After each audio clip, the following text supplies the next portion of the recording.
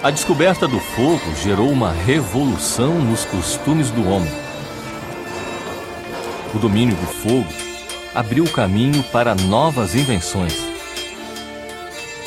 O conceito de inventor, na minha opinião, é alguém que pega os estudos anteriores, dá um avanço neles e depois outro prossegue.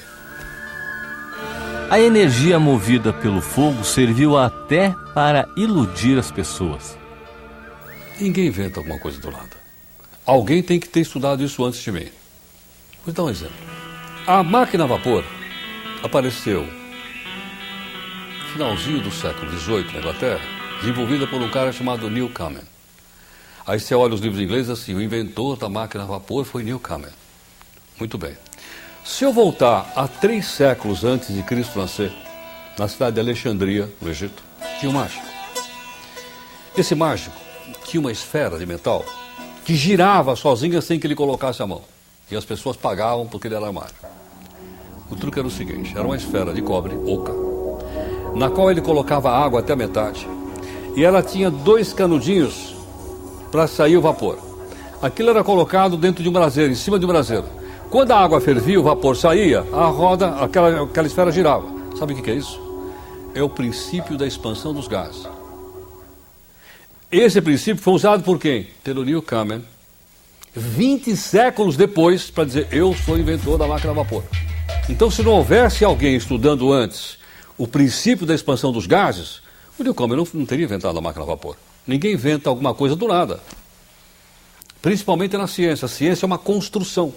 A substituição das ferramentas pelas máquinas, da energia humana pela energia motriz e do modo de produção doméstico pelo sistema fabril constituiu a Revolução Industrial.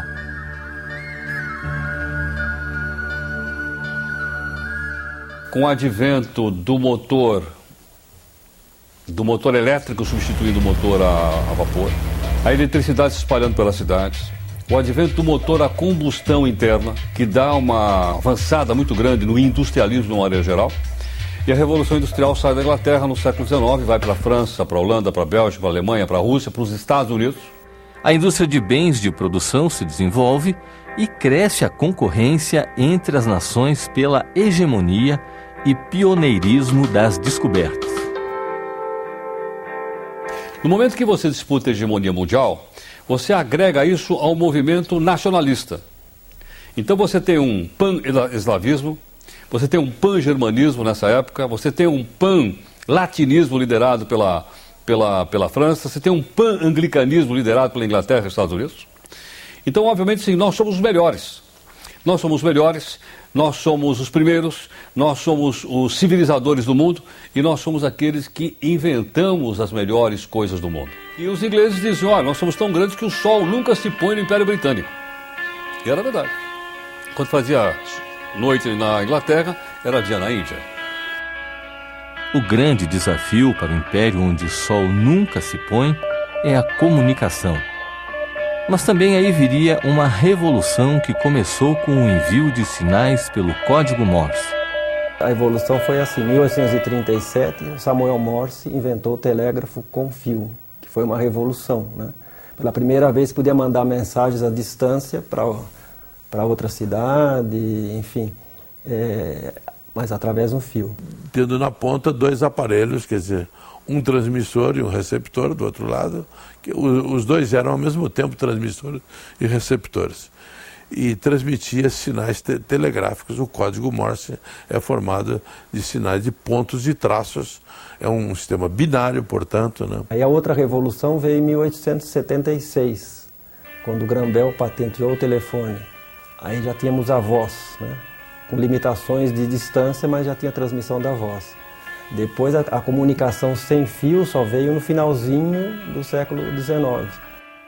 A partir do final do século passado, surgiram as ideias de que era possível transmitir, e isso foi feito com pioneiros, grandes teóricos, como foram Maxwell e Hertz, quer dizer, que na realidade fizeram transmissões, eles identificaram as ondas eletromagnéticas, que são ondas de rádio que são transmissíveis pela atmosfera e não através de fios. O Maxwell, ele comprovou a relação entre campo elétrico e campo magnético, juntando isso com a luz. Então ele falou, olha, ele provou, conseguiu comprovar, ele conseguiu obter que as ondas eletromagnéticas caminhavam sempre com a velocidade da luz. Então ele comprovou que a luz era uma onda eletromagnética. Então o Maxwell conseguiu comprovar isso teoricamente, e quem fez a comprovação experimental foi Hertz. As descobertas que vieram a seguir, como o telefone sem fio, raio laser, televisão e o rádio, tiveram a marca registrada de um brasileiro. Existem alguns trabalhos, sobre a vida e obra dele, descritos pelos seus primeiros biógrafos, sobretudo o Hernani Fornari e o Hamilton de Almeida. E é interessante porque ele é uma pessoa, é um polímata, Ele tem interesse pela medicina, biologia, parapsicologia, postular o efeito Kirlian, que foi depois, mais de 20 anos, proposto por um casal de técnicos em eletrônica russos, o casal Kirlian. Então ele é interessante, tinha esses vários outros interesses, desenvolveu uma série de outros aparelhos e etc.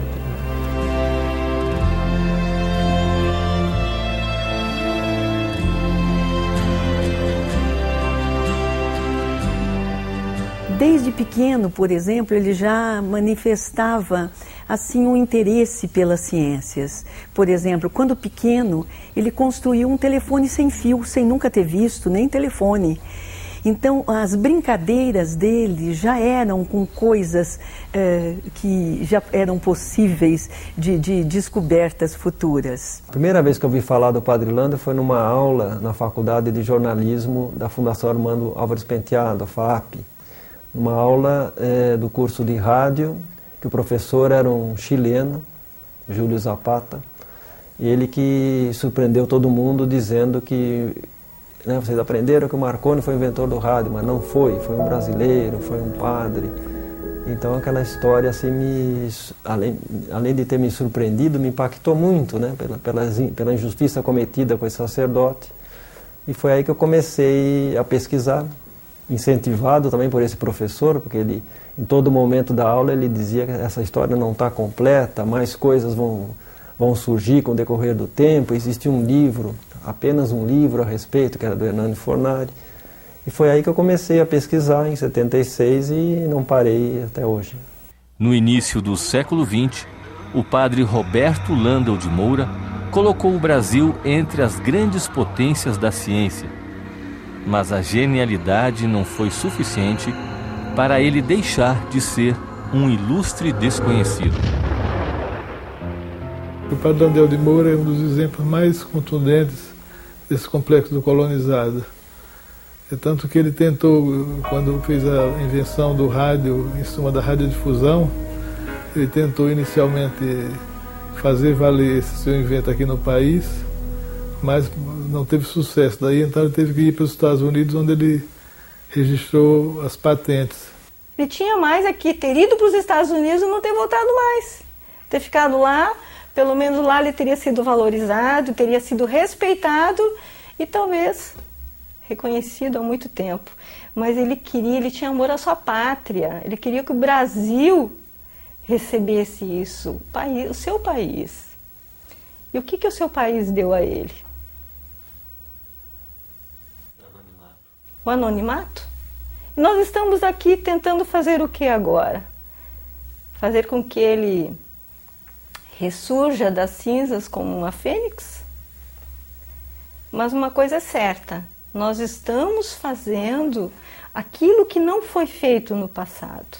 Bom, eu acho que o Landel de Moura tem que ser colocado no panteão dos inventores da segunda metade do século XIX, ou seja, da segunda fase da Revolução Industrial. Tem um panteão ali, e ele tem um lugar ali dentro desse panteão.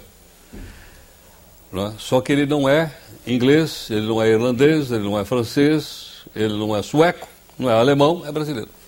Enquanto nós, brasileiros, não dermos o devido crédito a Landel de Moura, o devido valor e o reconhecimento que ele foi um cientista que, por primeiro, transmitiu a voz humana sem os de fios, não serão os estrangeiros, não serão norte-americanos, ingleses ou italianos que o farão.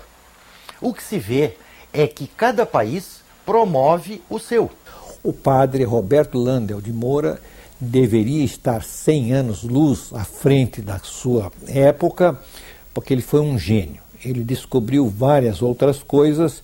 O rádio foi um dos inventos do padre, mas não foi o único. O pai que criou o rádio, que foi o precursor da fibra ótica, da televisão, é, sem dúvida, o padre Landel, como ele gostava de ser chamado.